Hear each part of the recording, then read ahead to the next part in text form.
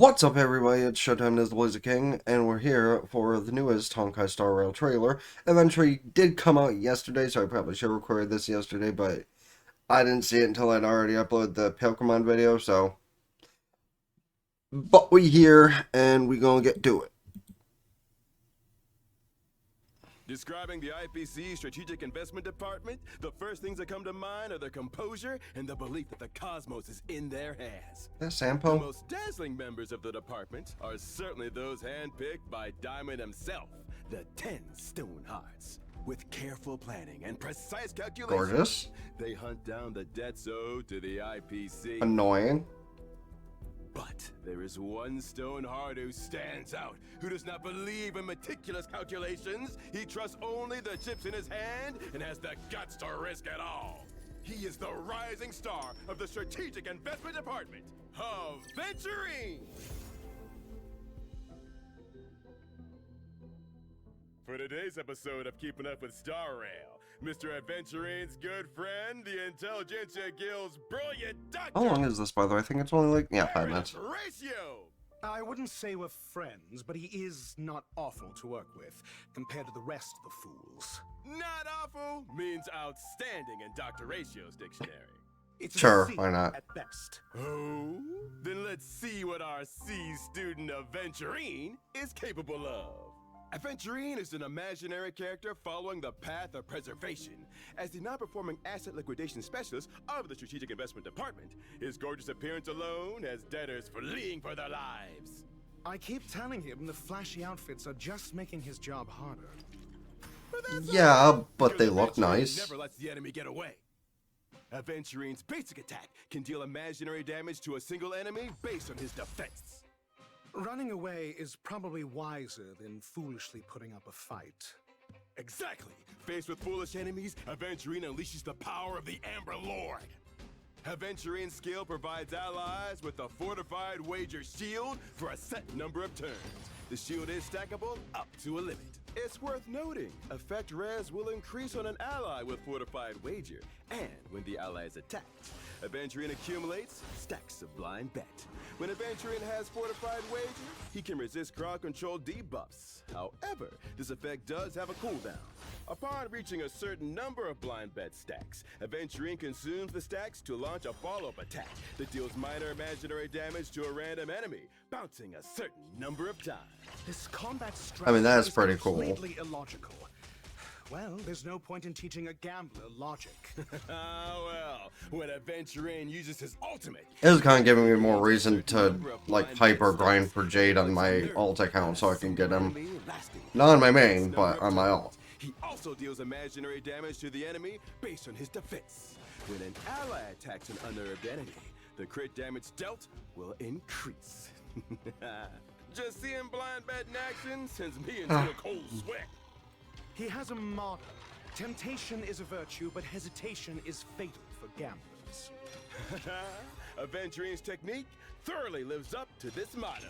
After Aventurine uses his technique, he will gain one of 3 defense boost effects, the degree of which is different for each effect. At the start of the next battle, this effect increases the defense of all allies for a certain number of turns. It's worth noting, when the technique is used again, only the effect with the highest defense boost is retained. Having skin in the game is a foolish choice. But he always comes out unscathed, so he never learns his lesson. Next, to give us a better understanding of his philosophy, Mr. Aventurine has specially provided us with a rare video. Let's take a look at these flashy moves in actual combat! He actually provided this material himself. What a show-off. After unlocking a certain trace, Aventurine provides a fortified wager shield to Yeah, the he entire team at the start did of it the himself, battle. even though The it's shield probably effect just a is based on trial. his skill Haven't played this and lasts trial for a yet, fixed but... number of turns. And don't forget, allies with the shield effect will accumulate blind bet stacks for Aventurine when they are attacked. Aventurine only believes in striking first. I fear his frontal lobe will never learn to wait and counterattack. Not to be outdone, the enemy immediately strikes at the team. Foolish. Attacking at this time will only make Aventurine's victory even sweeter. As expected, the enemy's endless stream of attacks do not break the shield. And because of Aventurine's trace, March 7th, who has fortified wager, counters while accumulating blind bet stacks for Aventurine. Due to the enemy's non-stop attacks, the stacks quickly reach the number required to trigger a follow-up attack. And because of another trace's effect, Aventurine's defense increases his crit rate, and follow-up attacks more easily trigger crit hits. Due to this trace, when the follow-up attack to blind bet is triggered, it replenishes the shield effect for all allies. Your partners at the table are also part of the game. Those who understand this have already surpassed ordinary gamblers. The enemy continues to attack, but it's only increasing the number of blind bet stacks. Aventurine casts his skill, replenishing his shield again. He casts his ultimate, stacking up enough blind bets to trigger the follow-up attack again. The enemy is utterly destroyed without dealing any damage to the team. Aventurine's opponents think they're players at the table, but in reality, they're just chips in Aventurine's game. Dr. Ratio may have a sharp tongue, but it seems there's some mutual respect. Wait a moment. Mutual? What did he say about me? Aventurine personally asked for Dr. Ratio to be our guest today. He said, perhaps only Dr. Ratio can succinctly explain my combat style. Nonsense! He's a system of chaos devoid of logic. True. Unintelligible. That gambler can't possibly think my mathematics are suited to this pinball, can he?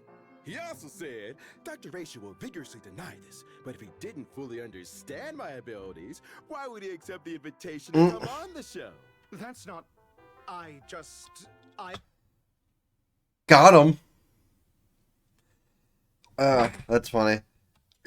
Yo, I obviously don't watch a lot of those kind of videos, and I didn't realize that was basically just showing us a preview of his kit, but hey, listen, it's not bad to see these kind of videos, because on the one end, we get to see his kit more past just doing their trial ourselves, to which we might not even see everything in his kit. But in this case, it's actually funny, because exploring the in-game relationship of characters through mini shit like this is always kind of entertaining. Because it's not like, exploring the relationship in a way to where, people could just constantly throw the word ship around. Because, while I guess you could with these two, I don't think it's that. I literally think it's the relationship of, yeah, I trust you to protect me in combat, but I hate your guts. I think that's their relationship. They're not, like, friends per se, but they're decent business partners. Take away what Robin did before. But you can let me know your thoughts on that. Are you pulling for Aventurine? Are you pulling for Jinglu? Are you saving... Fuck. Are you saving for Robin, Fu, etc.? Let me know. Let me know what you think of his kit, even if you're not pulling for him. I think it's kind of cool, honestly. But I, on my main, am not pulling for him.